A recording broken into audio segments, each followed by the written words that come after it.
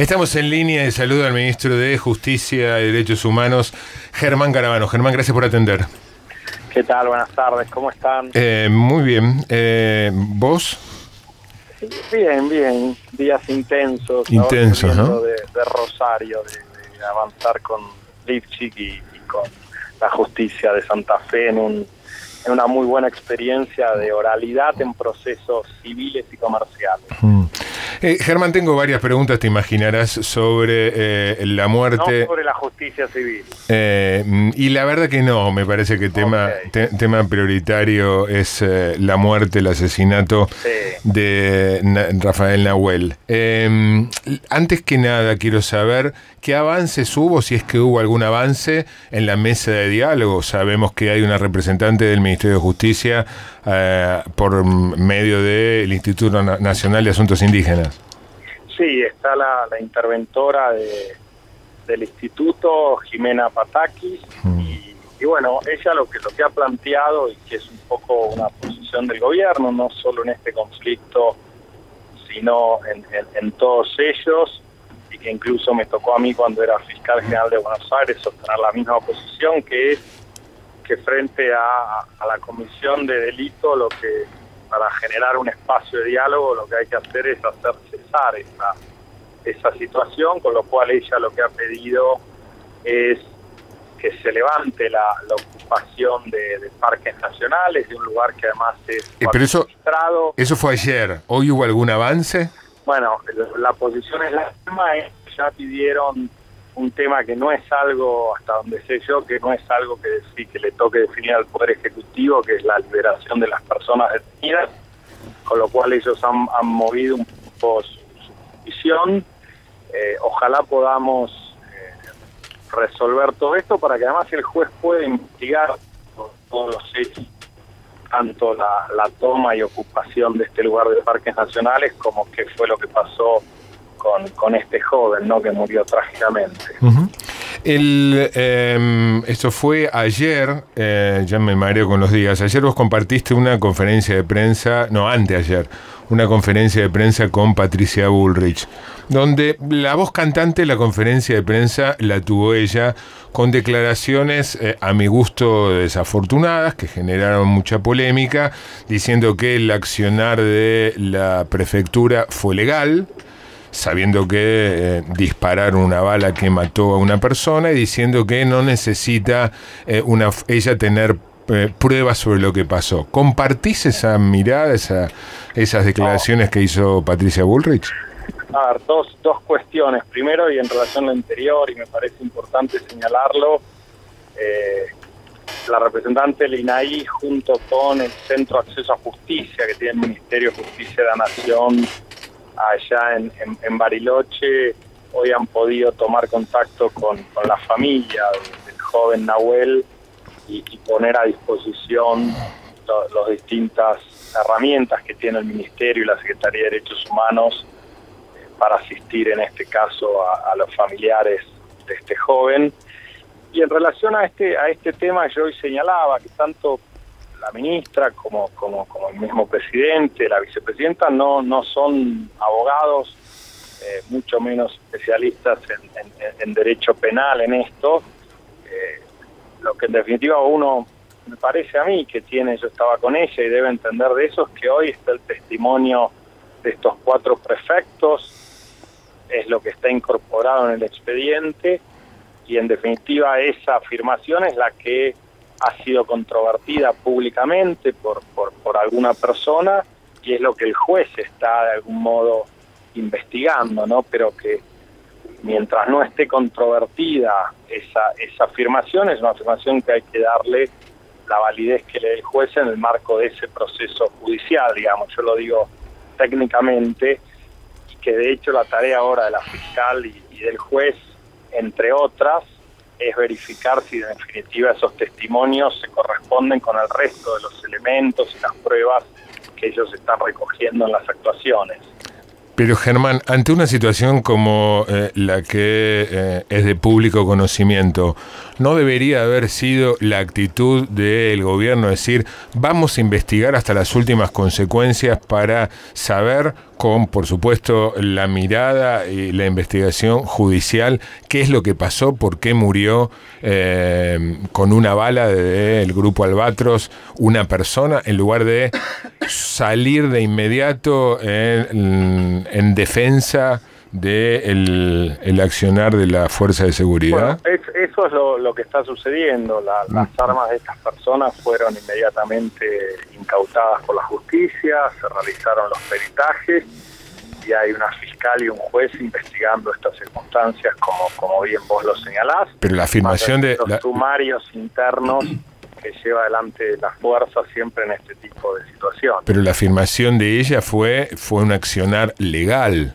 Y si se trató de un asesinato, en bien... realidad, en la versión que cuenta el Ministerio de Seguridad, que es la que ha tomado Estado Público, y yo en base a eso he tomado conocimiento, tiene un informe de estos 4 prefectos que hablan de un enfrentamiento en donde los efectivos del grupo Albatros repelen una agresión muy fuerte de 15 o 20 personas en ese ámbito que estaba tomado ilegalmente y donde ellos estaban realizando un patrullaje en el marco de medidas que había dispuesto el juez de la causa. Ese es el contexto de legalidad. Después habrá que ver si esas declaraciones o ese informe que hicieron los prefectos es correcto o no, si las pruebas convalidan eso o no, pero ese me parece que es en el marco en donde se genera esta afirmación. Si sucedió como lo señalaron ellos, está en el marco de una actuación. Es cierto que hay malestar, enojo, disconformidad del Ejecutivo respecto a la actitud que está tomando el juez interviniente de promover la negociación y el diálogo con los ocupantes del predio ahí en Villa Mascardi. No, la verdad es que podrá haber algún funcionario que le pueda gustar más o menos esta situación, pero nosotros respetamos la posición del juez. Es él el que tiene que investigar esta situación. Sabemos que son situaciones difíciles y complejas porque se dan en el marco de una investigación por la comisión de un delito, tiene que investigar para ver si se produjo o no otro delito. Son lugares que generan o que pueden generar mayores conflictos incluso. Entonces me parece que eso es la esfera del juez. A uno le puede gustar más o menos, pero me parece que hay que ser respetuosos en definitiva de la investigación que lleve adelante la fiscal y el juez. ¿Por qué no se filman esos operativos? Yo hice la misma pregunta con algún otro ministro. De hecho, el operativo de recuperación de ese lugar, que fue hecho por los mismos Albatros, fue íntegramente filmado. Lo que a mí me explicaron, y es razonable la explicación, o al menos yo lo entendí razonable, es que en realidad esto no era un operativo, en realidad se había recuperado este lugar, el juez ordenó que sea vigilado el lugar, que se genere una consigna, se llama técnicamente, y que además se trate de ubicar a estas personas que se habían dado a la fuga, porque cuando el lugar se recupera hay todo un grupo de hombres que se va del lugar con cosas hacia el alta montaña o más hacia el bosque, y de hecho había 4 prefectos que estaban haciendo un patrullaje, vigilando la zona y evaluando. En ese contexto es que, según el informe de prefectura, ellos ven a un grupo de 15, 20 personas generando unas barricadas y preparando como una especie de ofensiva. 2 bajan para avisar, porque ahí no había señal, 2 quedan solos. Estas 2 personas son como identificadas y eventualmente parece que atacadas o perseguidas, y ahí es donde se juntan con los otros 2 que habían bajado y repelen esta agresión de estas 15, 20 personas que aparentemente tenían cuchillos, armas blancas, y según señalan también habrían efectuado disparos con armas de fuego. Y el hecho de que... Y por eso no se firma, digamos, porque era un patrullaje que no tenía por qué generar ninguna incidencia, no era un operativo, no era una acción ofensiva, y vos no era un intento de recuperar nada, sino simplemente era un patrullaje en la zona. Y teniendo, digamos. Germán, y teniendo en cuenta que Rafael Nahuel muere con un disparo que le ingresa por el glúteo y termina en el tórax, de espaldas a los prefectos, teniendo en cuenta eso, ¿vos creés en esa versión de la prefectura? ¿Le das el beneficio de la duda para usar? No me compete a mí evaluar eso. Ahí técnicamente, por la información que yo tengo, hay alguna discrepancia con esa afirmación parcial, pero no me corresponde a mí ni entrar a polemizar, ni soy el juez de la causa, ni tengo todos los elementos como puede tener la fiscal o el juez para evaluar eso. Creo que son ellos los que tienen que hacer esa evaluación, y creo que desde el primer momento que sucedió esto, ellos están trabajando en eso. Ahí el único elemento que me parece que sí es un elemento que puede tenerse en cuenta es que cuando bajan estos prefectos, ellos aparentemente brindan este informe, y aparentemente ellos en ese momento no sabían que había habido personas heridas o que habían sido alcanzadas por las balas. Esto se identifica posteriormente por otros medios. Cuesta creer, ¿no?, que una bala disparada al vacío, a la nada, justo le ingrese a una persona por el glúteo. Creo que es un tema que tiene que evaluar el juez de la causa. Sería muy atrevido de mi parte, habiendo sido juez y fiscal general, evaluar eso sin tener los estudios periciales y los informes a la vista. Hay que ver las características del terreno, el ángulo de la montaña, hay que ver por dónde ingresó la bala. Son varios elementos que hay que tener en cuenta para evaluar eso. Pero en principio tenés dudas. No, creo que, es decir, en estos casos, frente a un hecho así y la muerte de una persona, creo que hay que hacer una investigación exhaustiva, que también de nuevo vuelve a llamar la atención, para recordar con tristeza el hecho de Santiago Maldonado, vuelve a llamar la atención de nuevo la resistencia de esta gente que toma este lugar en permitir y no facilitar el acceso del juez, más si se habría cometido, como es la hipótesis que vos estás sosteniendo, aparentemente una acción violenta contra esta persona, alguien que estaba con ellos. Es decir, yo lo primero que haría sería decirle: señor juez, señora fiscal, vengan acá, miren esto, miren, acá fue los incidentes, acá están los casquillos, acá está todo lo que pasó, nosotros no teníamos nada que esconder. Eso vuelve a llamar la atención como simple, digamos, ex juez, digamos, porque también esto es un tema que bueno, cualquiera de nosotros, si le pasara un hecho de estas características, Dios quiera que no, es decir, uno intentaría que rápidamente la justicia lo aclare. ¿No pensás que el Poder Ejecutivo está fallando en el abordaje del conflicto con los mapuches? A ver, yo quiero acá, y es muy importante tu pregunta, quiero hacer una gran distinción. Si el Poder Ejecutivo y el gobierno argentino en todas sus facetas tiene una razonable relación con los mapuches, mucho más razonable que en Chile, mucho más de respeto, y estoy hablando del gobierno en general o el Estado, porque esto se da no solo a nivel de Poder Ejecutivo Nacional, sino de Poder Ejecutivo Provincial, intendencias. Tenemos una población mapuche completamente integrada en nuestro país, sin mayores resistencias o cuestiones, sí discutiendo la tierra, sí discutiendo muchas cosas que incluso se dan en el ámbito del INAI, con poblaciones reconocidas, con un montón de cosas. Entonces, me parece que hay que separar, y de hecho se encargan los mismos mapuches de separar esto, a los mapuches que tienen sus reclamos y que discuten en el ámbito del Estado de Derecho, de este grupo que llamativamente está vinculado a Jonas Wallace, que está detenido, y al grupo donde se suscitó lo de Maldonado, que tienen un accionar violento sin ningún reclamo. Es decir, porque acá no hay una protesta o un reclamo por algo. Pensemos que el parque de Villa Mascardi es un parque nacional coadministrado con un consejo de administración que integran los mismos pueblos originarios.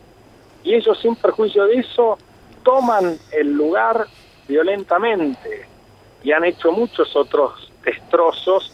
Entonces me parece que hay un grupo que lo que busca es la violencia. Yo no veo una negociación, no veo un reclamo social.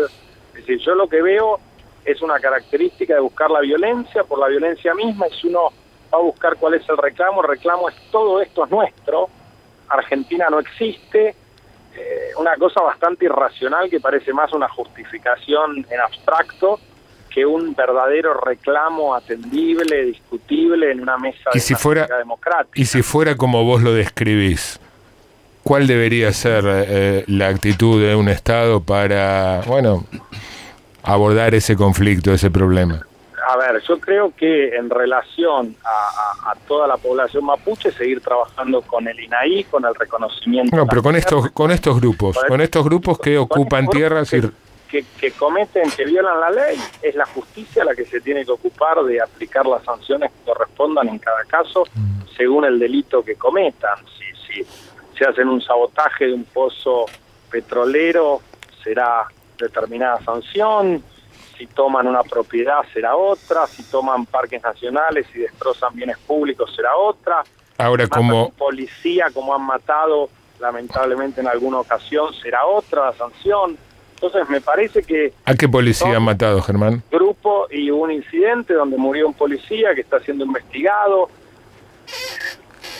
¿En dónde y cuándo? Policía provincial, 2 años atrás.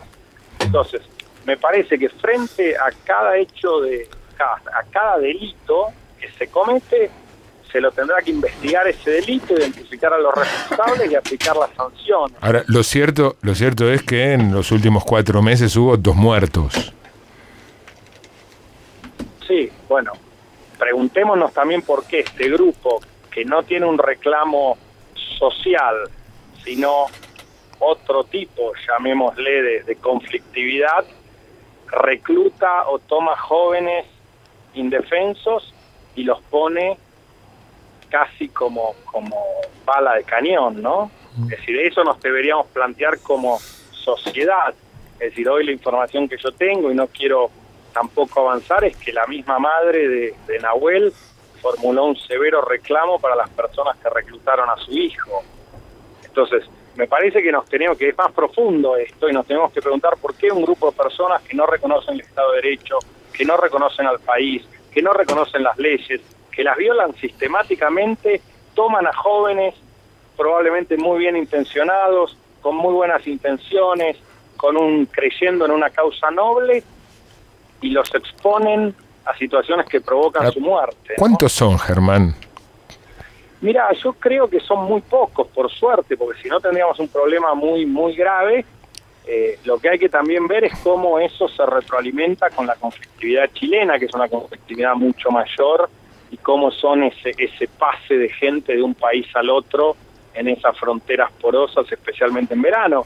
Pero yo creo que son 20, 30, 50 personas que tienen estos niveles de violencia. Lo que hay que tener en cuenta, y si analizamos en el aire, y puedo cometer errores, pero la experiencia del caso Maldonado, ellos logran en determinados casos tener como un poder fáctico real sobre otras personas de la misma comunidad. En el caso Maldonado, aparentemente, y hablando en el aire, fue la propia comunidad la que termina como dando indicios de que Santiago finalmente estaba en el río, y esto se produce en momentos que los líderes o las personas más violentas se habían ido de ese lugar, probablemente con destino a Chile. De hecho, cuando se enteran, vuelven estas personas y generan toda una agresión a quienes estaban recuperando el cuerpo de Santiago, e incluso agreden al secretario de Derechos Humanos, que era un asesor mío que ayudaba o que asistía a la familia Maldonado. Entonces, lo que esto puede corregir es que logra, como se quejaba la madre, que su hijo fue reclutado, y le pongo comillas al reclutado, Es decir, vemos que es un grupo pequeño, violento, ejerce presión sobre otros integrantes de esa comunidad. Germán, muy amable por atendernos, gracias. No, muchas gracias a ustedes. Muy buenas tardes. Germán Garabano, ministro de Justicia y Derechos Humanos, en una entrevista extensa, pero creo que vale la pena profundizar en el tema con uno de los responsables, ¿no?, de conducir este conflicto.